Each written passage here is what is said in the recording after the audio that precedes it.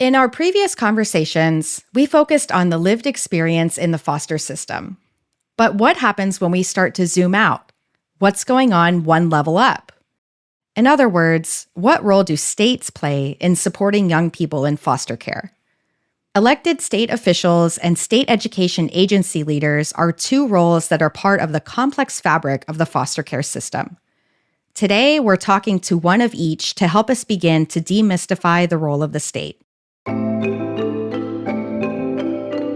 This is Among Us, a podcast from UCLA's Center for the Transformation of Schools that unpacks the often invisibilized experiences of students. On this episode, CTS Executive Director Dr. Joe Bishop speaks with two leaders at the state level. Jamie Burciaga, who oversees foster care education for the state of Colorado, and Isaac Bryan, a California State Assemblymember representing a large district in the heart of Los Angeles. How can state agency leaders and elected officials use their positions and influence to support foster youth? Let's find out together.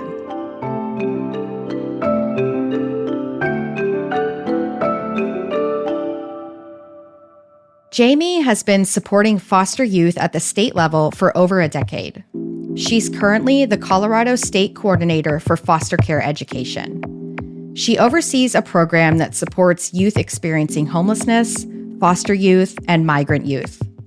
Together, these three groups of students are often referred to as highly mobile youth since they are more likely to change schools often, be suspended, be placed in special ed, be held back a grade, graduate late, or drop out of school altogether.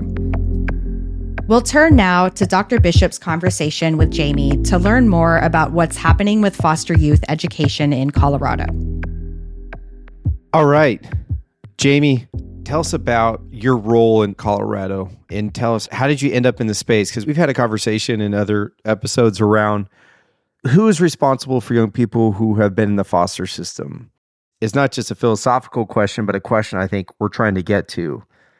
A lot of people don't know, what does the state do? So I'm the state coordinator for foster care education, and I'm actually housed out of the Department of Education for Colorado. We have 178 school districts in Colorado, and by law, each of those districts have to have a single point of contact. This happened by way of the Every Student Succeeds Act, which is a federal law. In Colorado, what we refer to our single point of contacts are child welfare education liaisons. The child welfare education liaisons are at every district, and really what their role is to serve young people with getting their provisions on both the federal and state level met for educational attainment. And my role is to then provide those supports to the CWELs or the child welfare education liaisons. Recently, through legislation that passed, we're having required training for all child welfare education liaisons to ensure that they're able to understand what really are the laws and the needs for these young people in foster care. It sounds like you're playing the role of kind of connective tissue between education institutions, child welfare, and folks serving young people. Yeah, that's correct. And we actually work closely with our Department of Human Services. There are foster education specialists. There's two of them that work there. And so they're really my counterparts. And we partner on everything to ensure that we're making sure that these young people are having their needs met. I also work closely with the Department of Higher Education because really we like to think about this as a journey that this young person's going on and where are they at in their journey. So it's important to start weaving together all the different community-based organizations, the different state agencies, anybody on a local level. So that means that sometimes I'll get calls from, let's say, the court-appointed special advocates. They'll ask me to do a presentation for them. I've also done several presentations for foster parents to talk about how are you going to advocate for this young person in the education system to ensure they're getting the best in that educational setting? And so where do you start and how can we support you with that? Colorado has this unique kind of innovative, integrated approach for foster, homeless, and migrant. Could you tell folks more about that work? Yeah, so currently in my position, I oversee the Educational Stability Grant Program.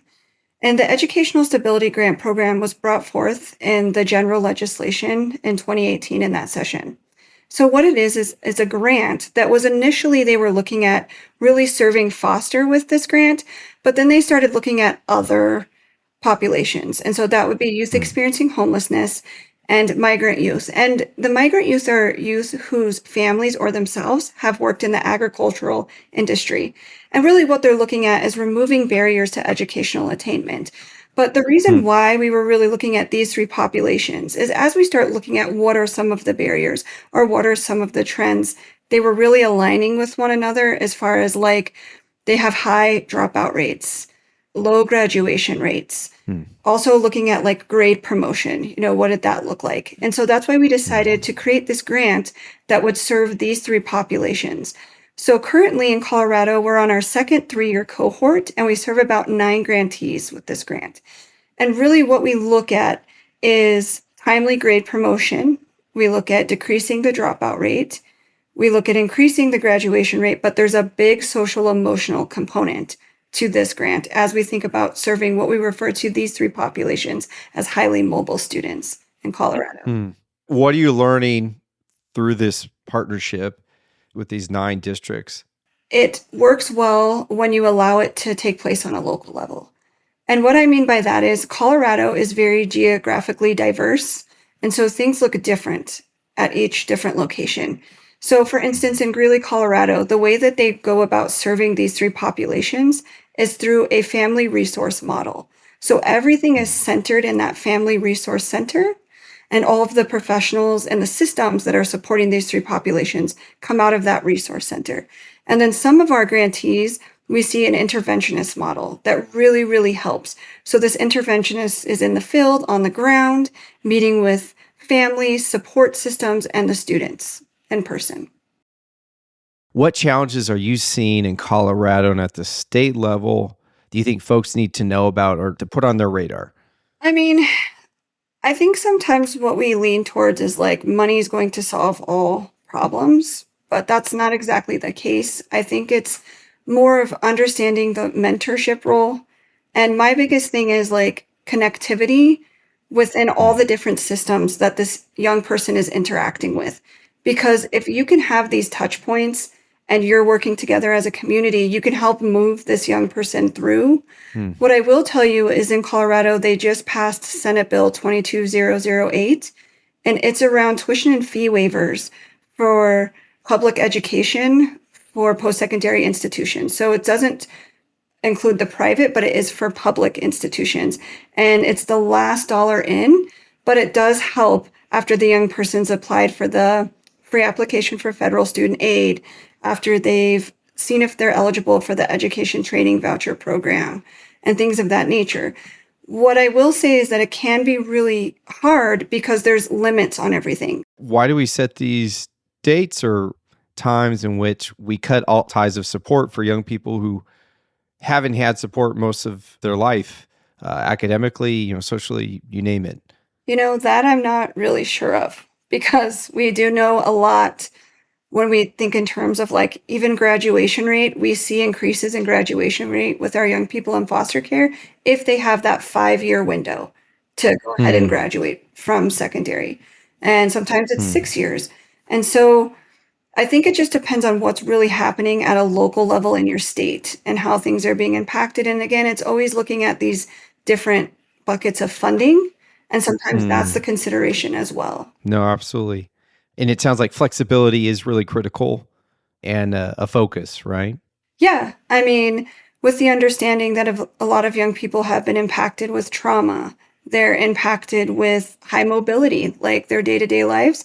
They could be placed in a foster home that could change in 3 days. They're somewhere else in another school district. They don't have all of their belongings. So it really is that idea of coming to the table and meeting them where they're at and in a developmentally appropriate manner.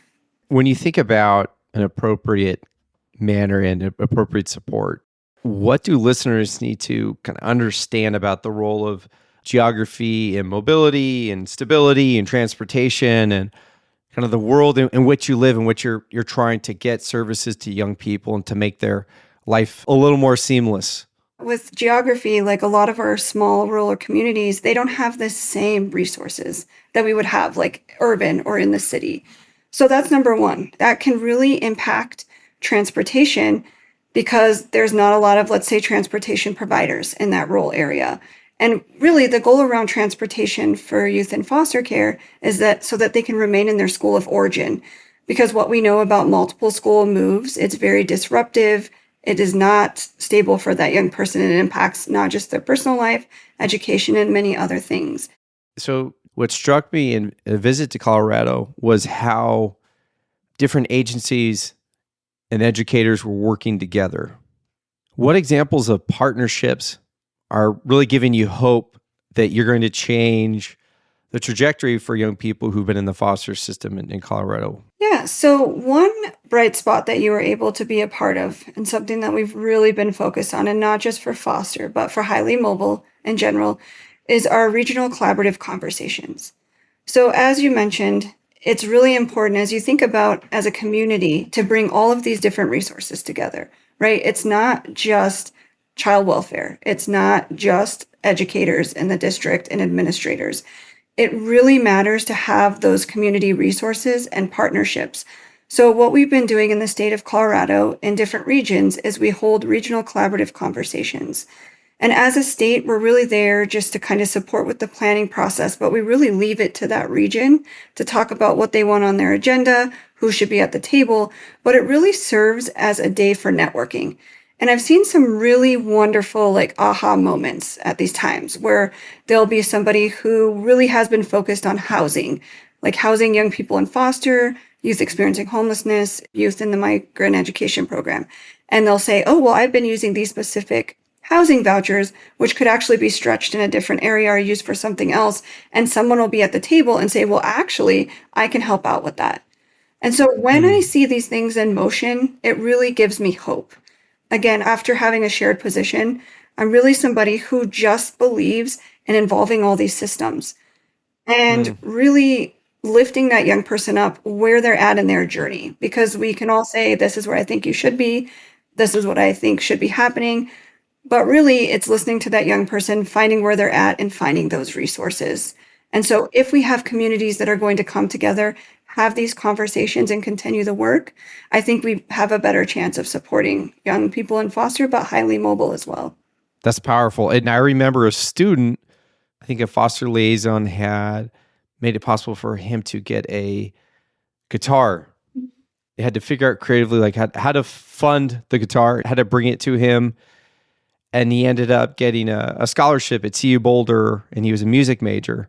And the whole team of folks had figured out how to help him with housing, his love for music, and other things. That story sticks with me. And to your point, like you're setting the table and seeing what can happen when committed folks think creatively and use their skills and networks to make things happen. Yeah, I mean, I'm just a strong believer in that. I think it takes more than just an agency, one person.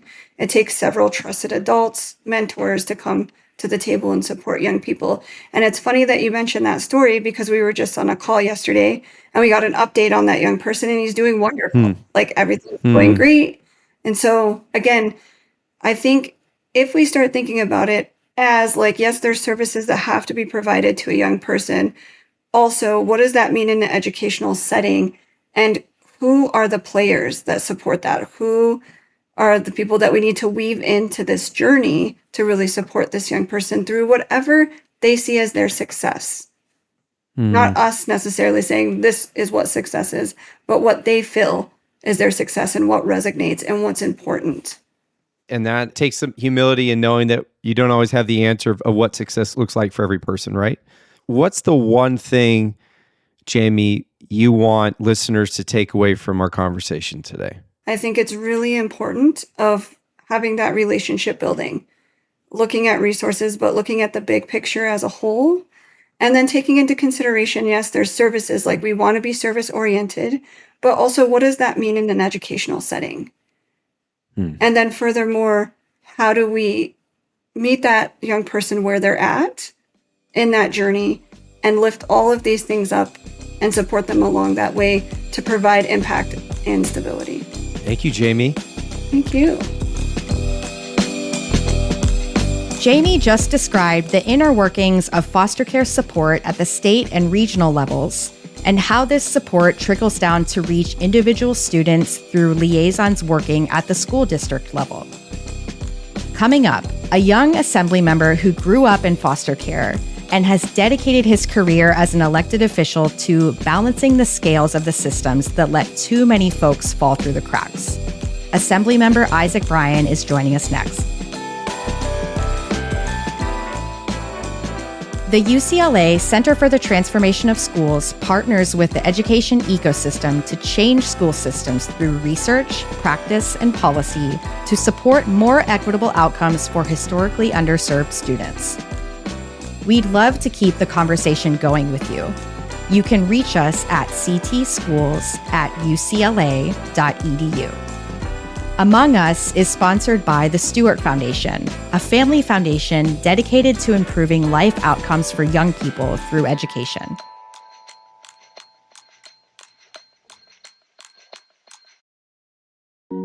By partnering with exceptional and important organizations, CTS is committed to promoting change in our schools. Hi, my name is Angelina Saul, and I'm a program officer with the Conrad and Hilton Foundation. I think there's a lot that philanthropy can do. I think one of the big things that we're finding out right now is being able to fill gaps that some of those public funding streams maybe inadvertently create or just don't cover, right? So a lot of our partners come to us and say, our contracts don't cover our ability to provide food and childcare so that we can get people to come to these meetings and support groups, or these government contracts don't allow us to pay what we know is the right level of pay for folks with lived experience to really come and bring that experience to the table. And so philanthropy can help fill in those gaps so that people can deliver that full continuum of service that we know human beings really need, but that government contracts don't always recognize. An extension of that is just flexible dollars, right? Again, some of those contracted dollars are really restricted. And a lot of times that's good for good reason, right? We want accountability. We want to know where our tax dollars are going. But at the same time, in the real world, providers and folks, researchers, advocates need flexibility because things change all the time. New needs emerge. Something doesn't work out in the way you thought it was going to work out. Philanthropy can be flexible with how that money is used. And so I think being able to lean into that and really talk to our partners around what does that look like for your organization or for your particular, mission.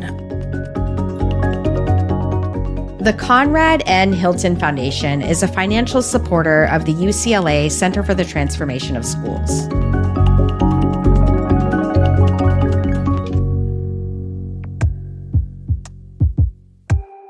California State Assembly member Isaac Bryan was born into the child welfare system.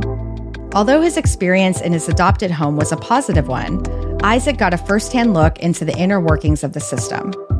Today, he is one of only a handful of state legislators with lived foster care experience. In addition to his role as an assembly member, Isaac is a community organizer, highly regarded policy expert, and a published academic. Let's hear more from Assemblymember Isaac Bryan and his conversation with Dr. Joe Bishop. Welcome to Among Us. I'm excited to have with us today Assemblymember Isaac Bryan, who represents California's 55th Assembly District. Assemblymember, good to have you here today. Oh, Joe, it's good to be with you. Thank you for having me. Absolutely. Assemblymember Bryan, let's jump in.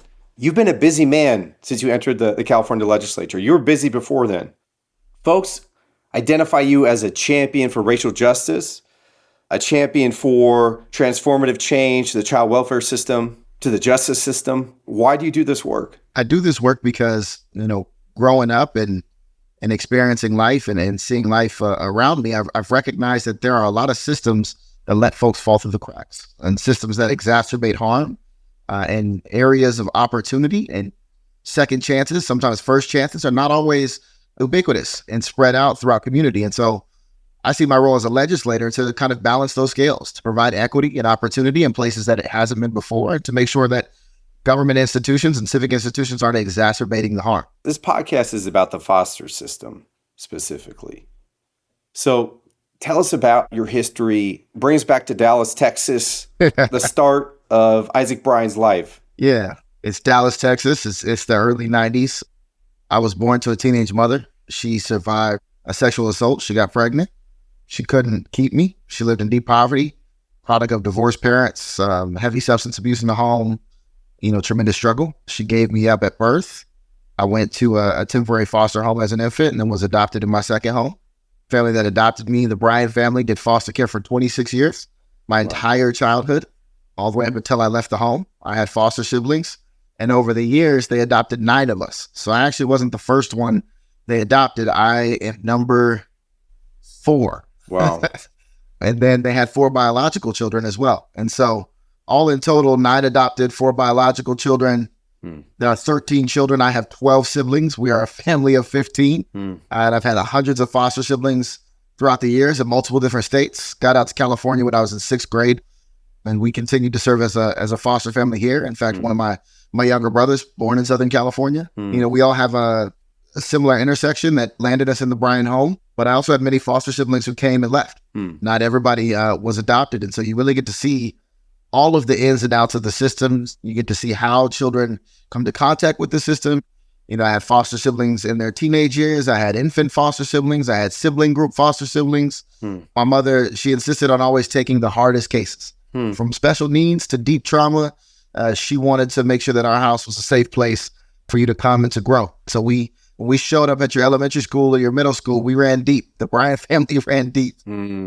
We've spent some time together, Assemblymember Bryan. What strikes me, you feel a deep responsibility as a lawmaker. What kind of responsibility do you feel for the foster system as we know it? And for folks listening who may not understand it, what do they need to know? They need to know that this is one of the largest drivers of inequality in society. And that children who come in contact and families who come in contact with the child welfare system and the foster care system, oftentimes, and especially in all cases for young people, it is through no fault of their own. In fact, many of the conditions that lead to family separation in foster care are driven by the social factors and social conditions that were, in some cases, designed to be this way. The fact that wages are stagnant and poverty is high. It's the same communities who have the most amount of children in foster care, that have the lowest performing and underfunded schools, that have the highest environmental hazards, that have the lowest home ownership rates, that have the highest rent burden, that have the highest unemployment and the lowest wages and the highest police presence, right? We've designed these communities and we can choose to redesign them differently. And if we do that, it'll have a tremendous impact on the children who are born and raised in these communities. Tell us about some of the policies you've pushed through in California, really in a short amount of time. Often you don't know about all of the nuances of the child welfare system, all the ways that we exacerbate harm, unless you've seen it or experienced it yourself. And I bring a different lived and learned experience than most of my colleagues. In fact, I think in the history of California, there's less than a handful of us who were ever a foster child at any point in time or were adopted, not raised by their biological family. I mean, I think the number's like 2 or 3. One of the things that happens in the system that folks don't often know about is if you lose custody of your children to foster care, you can be charged a child support arrear to the county that now has custody over your children. The federal government did this in the 80s, where they wanted counties to try to recoup some of the cost of care from families who lost custody of their children. Now, the problem with that is you don't lose custody of your children because you have tremendous resources. So what we are actually doing when we set these arrears on struggling families is we are exacerbating the economic struggle and hardship that these families are facing. And what we found in California is that most families could not afford these payments. In fact, for every dollar we spent trying to recoup a dollar, we only got 27 cents back.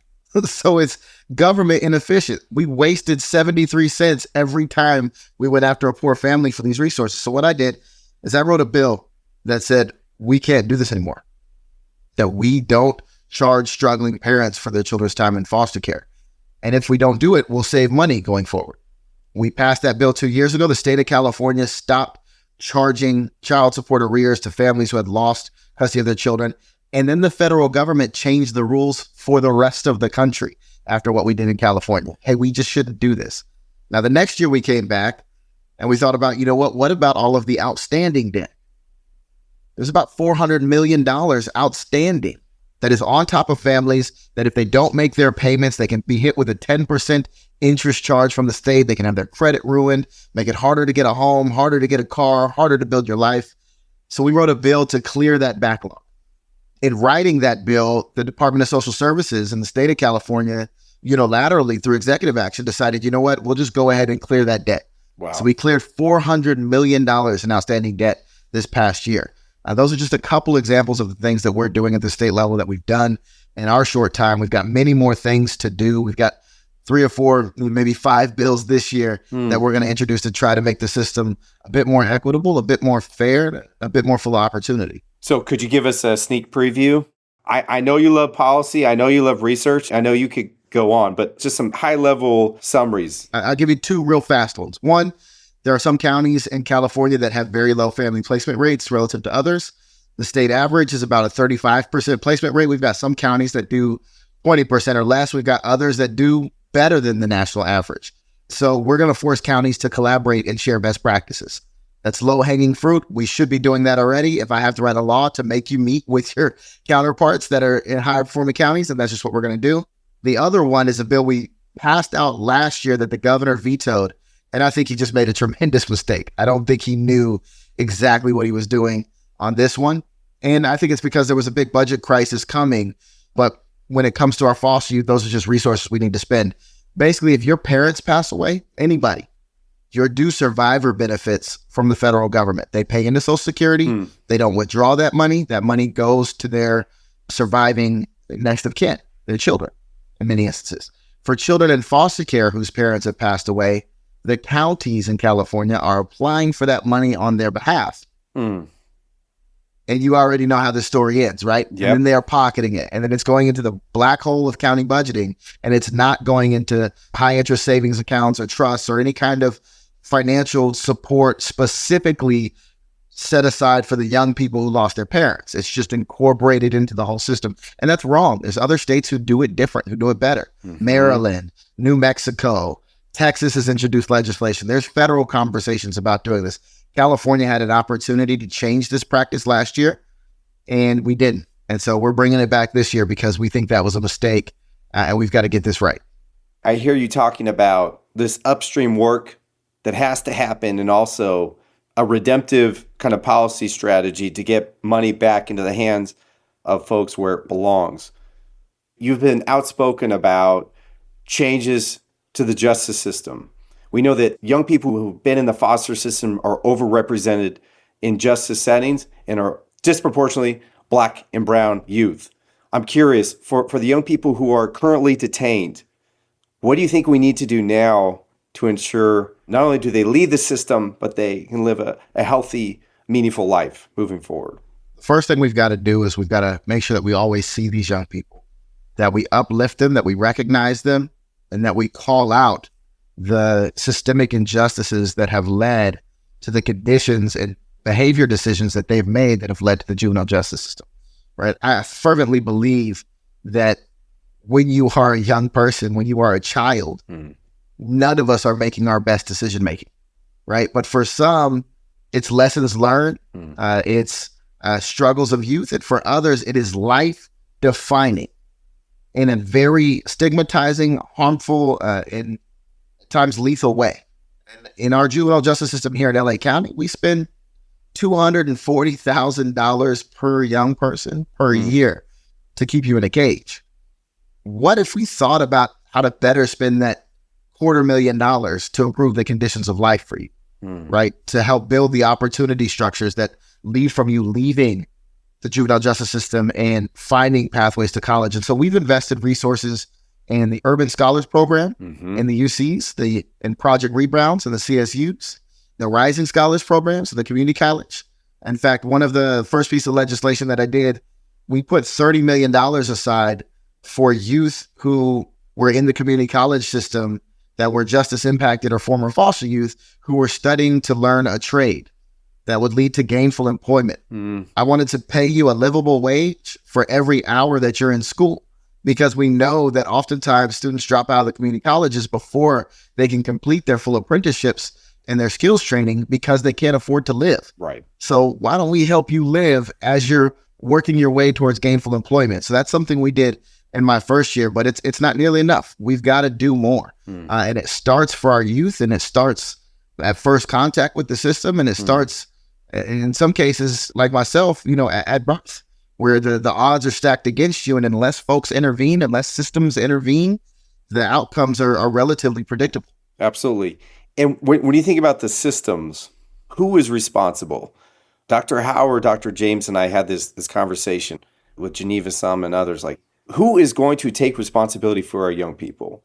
This is going to sound overly simplistic, but we are all responsible. Mm-hmm. I am responsible as an elected official to use all of the tools that I have in state government to drive change. Our counties are responsible. Our county supervisors, our county department heads, our everyday social workers, our frontline intervention workers are all responsible to improve outcomes that they can control. Everyday people who interact with our young people, whether it's your teachers, your neighbors, your crossing guard, the person serving you lunch, we are all responsible for improving the conditions of life for our young people. And so it's not a pass the blame around or kick the can to the next person. I think we've all got to step in and step up to it. And we also, all have the capacity to participate civically every election cycle. So I'm reminded that the people we vote for have an impact on the conditions of our life. And so if we are not voting for elected officials who believe in improving the conditions of life, investing in young people, investing in change and opportunity instead of, harm and exacerbation, we can do better. And if you're not playing your part, it's time for you to step up and play your part. There's too much at stake. Absolutely. All hands on deck, says Assemblymember Bryan. No excuses. So in the imprint, did a great write-up on you. You're quoted as saying, "By the time I'm no longer in office or no longer on this earth, I hope I can look back and say these systems are working better because I touched them." So when you hear that, what does that mean to you today? Does it mean something different? It's a continual call to action for myself. I highlighted earlier some of the things we've accomplished to make the system better, but I don't think you rest on accomplishments. I think you keep moving forward until there's justice, until there's equity, until there's opportunity, and we don't have that yet. And so reminding myself that while we've done some things, we haven't done anything if our young people aren't experiencing better outcomes than they were before. Thankfully, I've got a little bit more time in the state legislature to continue to push forward, and that's exactly what we're going to do this year and every single year. You have at least a few more decades, my friend. So what is the one thing you want listeners to take away from this conversation?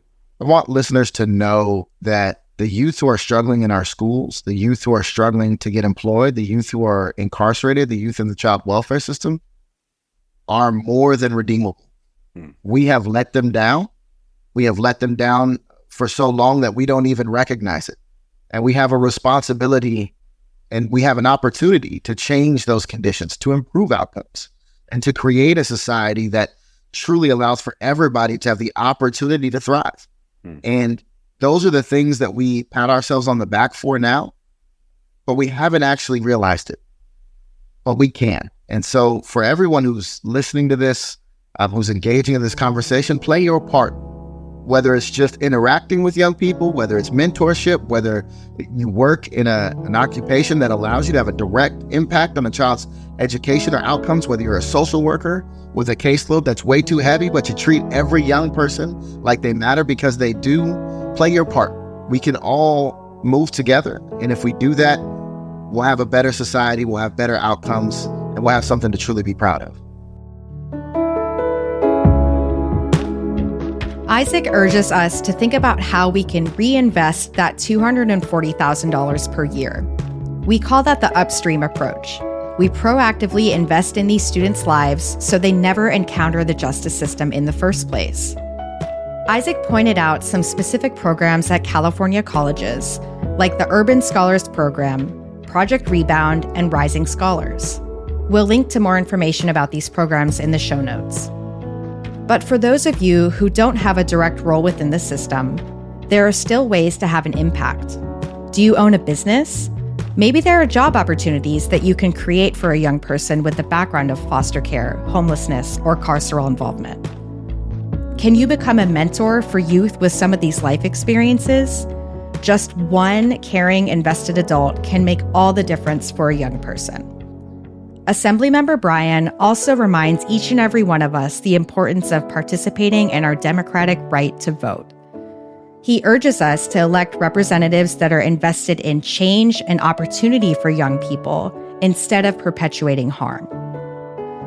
Jamie stresses the importance of a localized approach. The state can provide overall directive and regional assistance, but she encourages local staff to customize the ways they are supporting students to account for factors like geography, transportation, and resource availability. Jamie described foster care as a journey that looks different for each young person, one that calls for empathy for what they have been through. Support for foster youth needs to be individualized and personalized.